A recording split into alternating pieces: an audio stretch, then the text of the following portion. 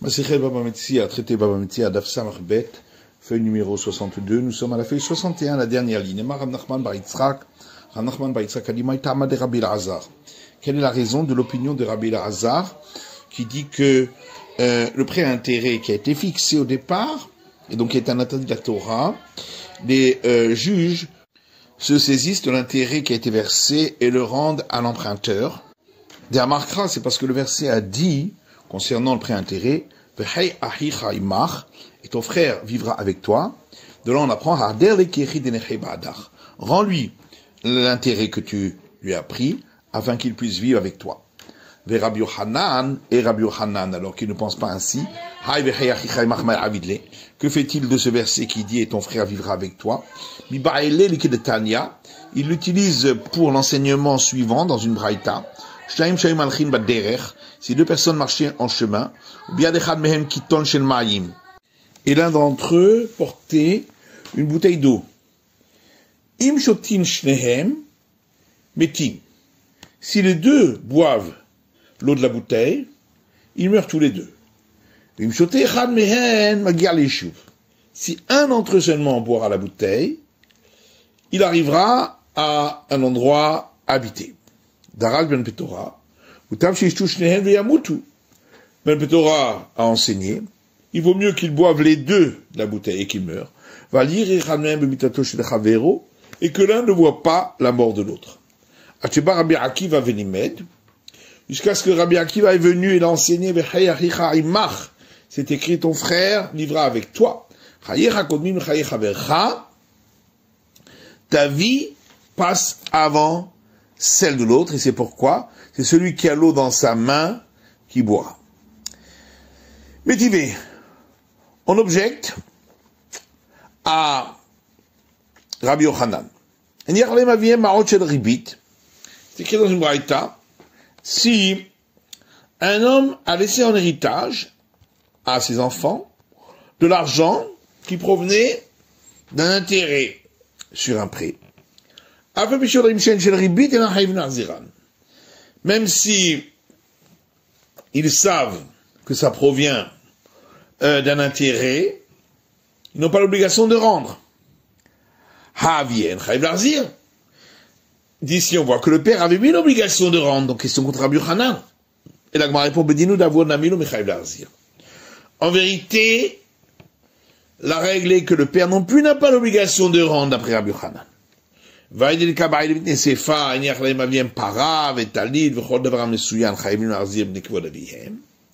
étant donné que dans la braïta on voulait enseigner par la suite que si le père leur avait laissé en héritage une vache ou un châle ou toute chose qui est bien visible que ça appartient à un tel et que le père l'a eu pour l'intérêt sur un prêt, qu'ils ont l'obligation de le rendre pour l'honneur de leur père, pour ne pas que les gens disent, voilà, ils ont entre leurs mains ce que le père a pris indûment.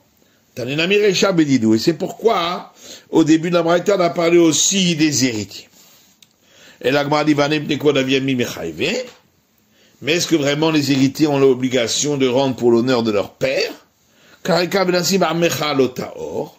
On devrait appliquer ici le verset, et un prince dans ton peuple, tu ne maudiras point. Et ça c'est seulement lorsqu'il se conduit comme les gens de ton peuple. Et donc ici où le père s'est mal conduit, ils n'ont pas l'obligation de l'honorer. Et là, ma réponse est d'Amar Rabbi Pinchas, puis je fais des Rava.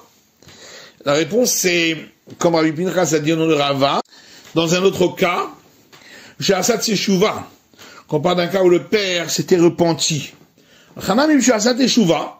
Et donc ici aussi on parle d'un cas où le père s'était repenti. Et là, Gemara demande s'il s'est repenti, pourquoi ceci était encore chez lui? Parce qu'il n'a pas eu le temps de le rendre avant qu'il ne meure.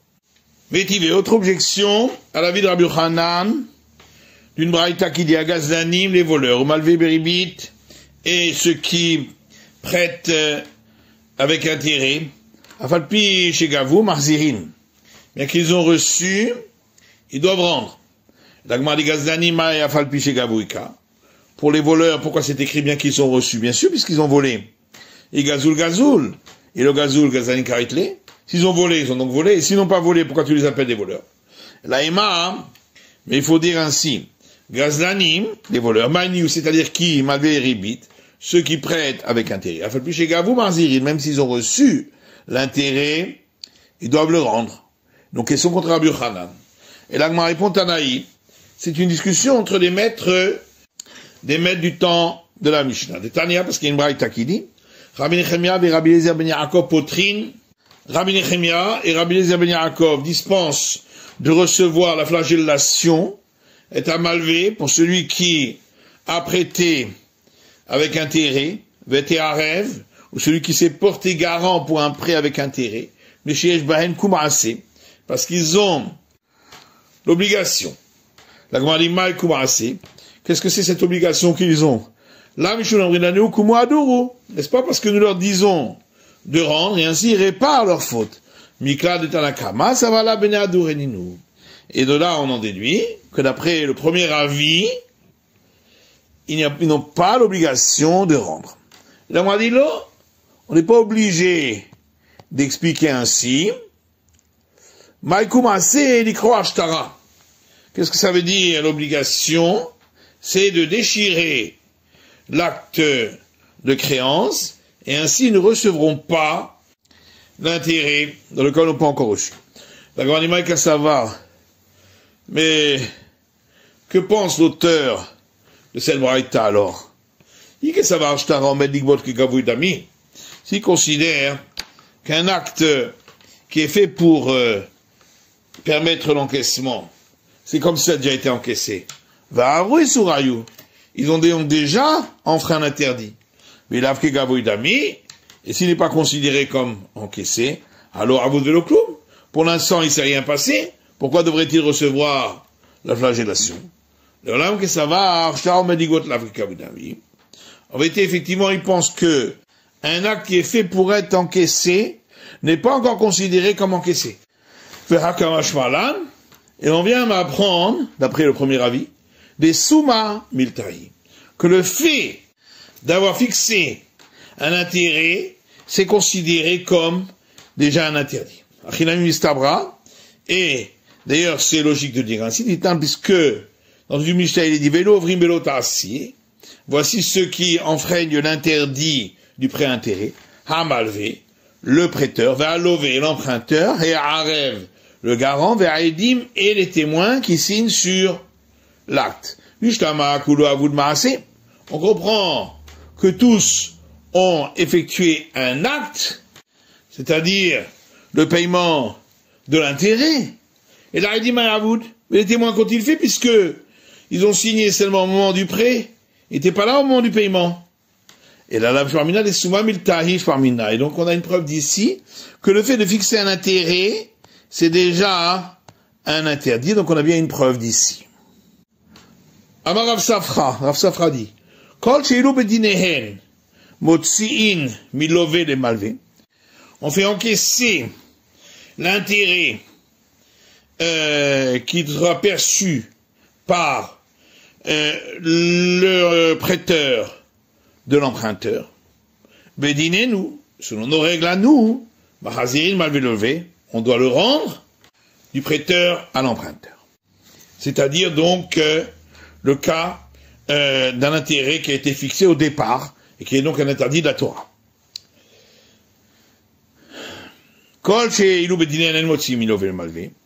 Et dans tous les cas où, selon les règles des non-juifs, on ne ferait pas sortir l'intérêt de la part de l'emprunteur au prêteur, selon nos règles à nous, on ne rendra pas s'il a déjà été encaissé par le prêteur de la part d'emprunteur, parce qu'il s'agit donc d'un intérêt qui n'a pas été fixé au départ et qui n'est qu'un interdit des sages. Malabaïl Rav Yosef ou Klalaou. Abaïl dit Rav Yosef, est-ce vraiment une règle? Varesea Besea, voilà, celui qui prête le volume d'une CA de récolte pour recevoir en retour un volume d'une CA, de Bedinen Motsi Milové de Malvé. selon les règles des non-juifs, on fait sortir cela de l'emprunteur pour le rendre au prêteur. Et selon nos règles à nous, il s'agit donc d'un intérêt qui n'est qu'interdit de par les sages. Et on ne rend pas lorsque le prêteur a reçu de l'emprunteur. Alors Rabbi Yosef répond à Abaye que les non-juifs considèrent que c'est pas un prêt, mais c'est comme s'il avait déposé chez lui cela. C'est pourquoi il ne considère pas ça comme un intérêt. Ravina dit à Ravashi, voilà, dans le cas d'un créancier qui reçoit un champ à pouvoir profiter des récoltes sans pour autant qu'on réduise la dette que l'autre lui doit, de Bedinen, or selon les règles des non-juifs, on fera effectivement sortir cet argent, donc le prix des récoltes, de l'emprunteur pour le donner au créancier, ou Bedinenu, et selon nos règles à nous, on ne rendra pas cet argent s'il avait été reçu de la part de l'emprunteur pour le créancier, puisqu'il ne s'agit pas d'un intérêt qui est fixé au départ, puisqu'on ne sait pas combien le champ va produire, et donc ce n'est pas un interdit de la Torah. Et la Gemara répond à Marley, Ravashi répond à Ravina, Inhu betorat zevin et atalei daihu. Eux, les non-juifs, considèrent cela comme une vente, et non pas comme un intérêt. Et la Gemara demandait là, mais alors d'après ça, Kol Sheilu Bedinehem, le Kamar Safra. Cette règle-là de dire, dans tous les cas où, selon leurs règles, etc. Mayata la Shwainan, qu'est-ce que c'est venu nous enseigner? Achiata la Shwainan, c'est venu nous enseigner ceci. Kol Sheilu Bedinehem Motzi Miloven Amalve, dans tous les cas où, selon les règles des non-juifs, on ferait sortir l'argent de l'emprunteur pour le donner au prêteur, Bedinehem Marzil Malve la Lové. Selon nos règles à nous, on reprend l'argent qui a été perçu du prêteur pour le rendre à l'emprunteur. Au c'est quoi le cas? C'est le cas du prêt-intérêt qui avait été fixé au départ, qui est de Rabbi Elazar, et donc ça suit l'avis de Rabbi Elazar, et non pas de Rabbi Yochanan. Et dans tous les cas où, selon leurs règles à eux, on ne fait pas sortir l'argent de l'emprunteur pour rendre au prêteur, selon nos règles à nous, si le prêteur a reçu, on ne le reprendra pas. Ribit mukdemet veribit meucheret. Et donc c'est le cas de celui qui paye de l'argent avant d'avoir emprunté, ou de celui qui donne quelque chose après avoir rendu. Alors on a vu dans notre Mishnah Ketzad, c'est quoi le cas de l'interdit qui est uniquement de par les sages? C'est celui qui avait pris d'un autre du blé pour le prix de 1 dinar d'or le volume d'un corps, et ainsi était le cours, etc. C'est-à-dire qu'au bout du compte, le prix avait augmenté, et l'autre lui a fixé à ce prix-là pour lui donner à la place du vin et non pas du blé, mais il n'a pas de vin chez lui. Et dans ce cas-là, c'est interdit. Et là, mais qu'est-ce que ça fait du fait qu'il n'a pas de vin chez lui? Maintenant, pourtant, il y a une Mishnah qui dit, on ne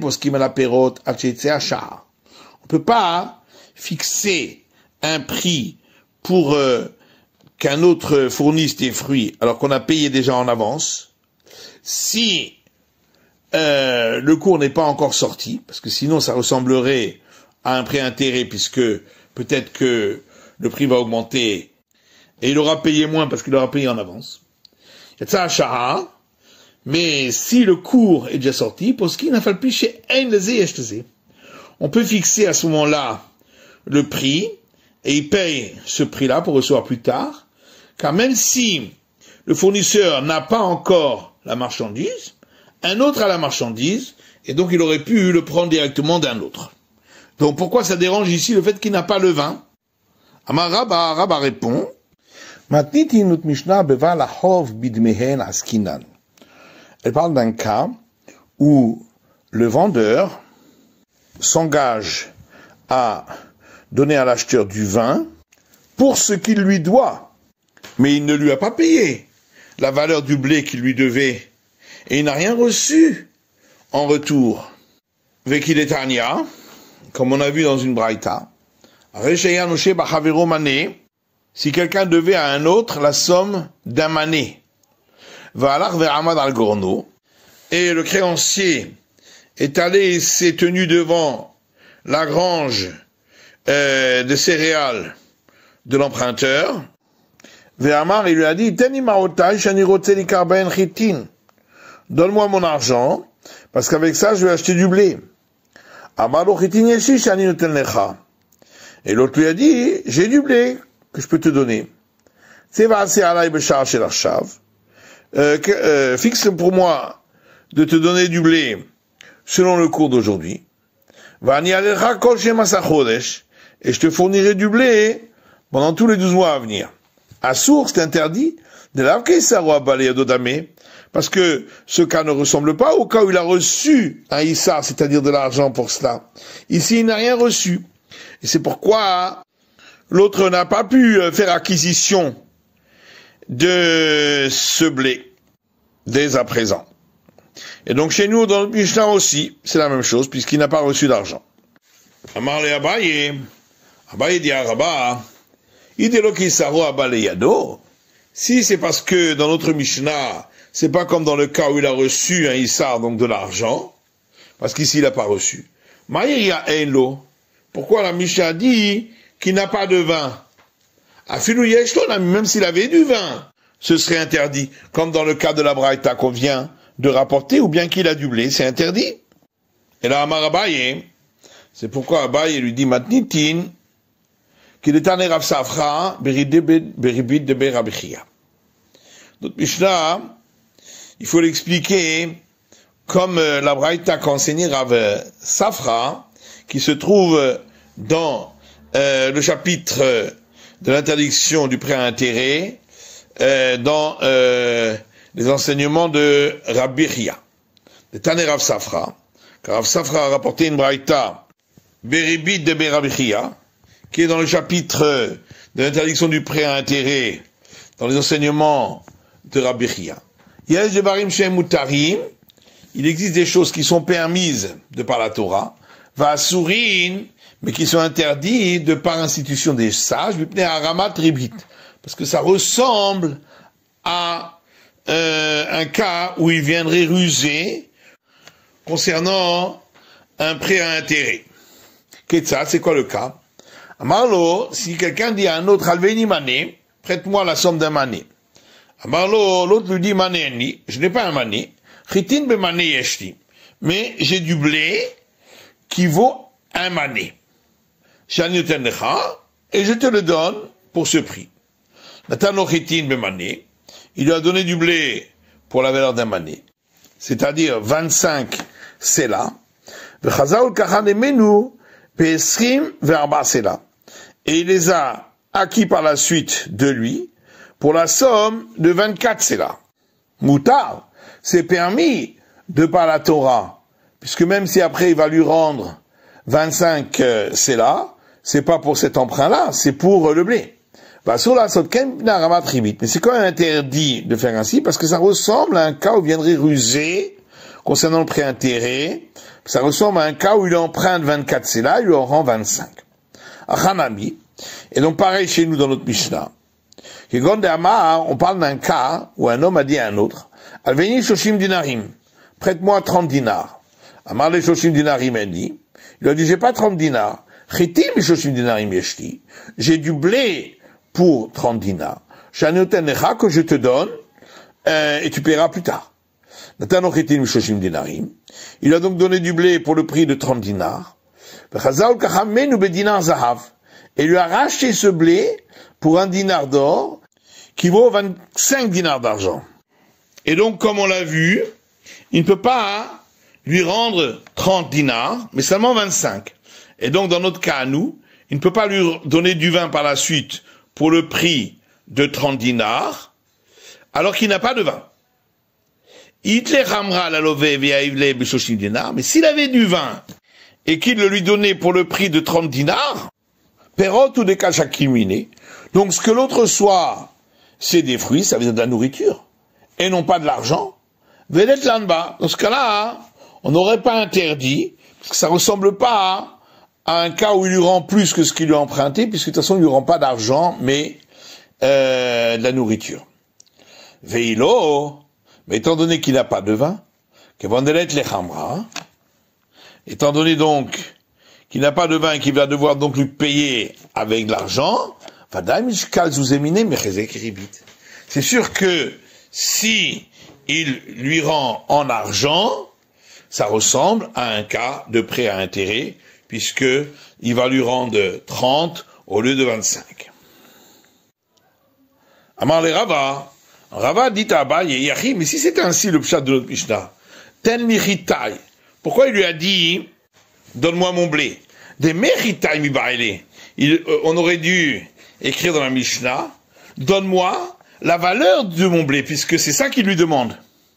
Et on répond, tenez des mechitai. Effectivement, comme ça, il faut dire dans la Mishnah, qu'il lui demande la valeur du blé. J'en rotse les mochan. Mais pourquoi la Mishnah dit? Parce que je veux les vendre pour acheter du vin. On aurait dû dire que je t'ai vendu. Et on répond, effectivement, dans la Mishnah, il faut dire que je t'ai vendu. Mais alors pourquoi, dans notre Mishnah, l'emprunteur dit au créancier, ton blé, on le calcule pour 30 dinars. Mais Karanami Okmenu, il avait. Déjà depuis le départ, on avait fixé à 30 dinars. Rika Marley. Voilà ce que il lui dit.